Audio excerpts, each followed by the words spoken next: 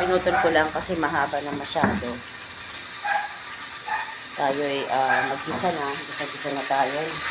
Linisin na natin ang ating manok. Sibuyas, bawang. Tapos, aligaga naman itong nagbablog na ito. Hindi ko malaman kung anong dadampo ito. Okay.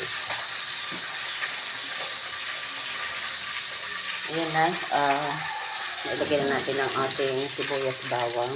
Gigisa natin. Kasi gisa natin yung chicken. Ayan.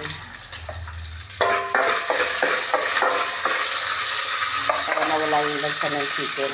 Gigisa natin para ito malalsik. Yun.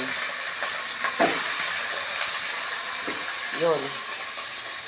Tapos, hintayin lang natin na mag-brown siya ng konti. Ibig sabihin nung nagisa na siya, wala nang lansa.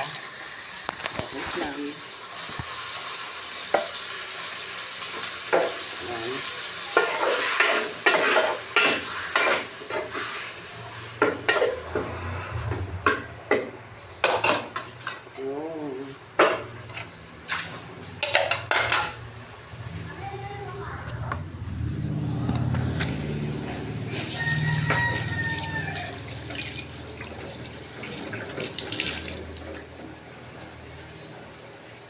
Sinong relate mga kamami na habang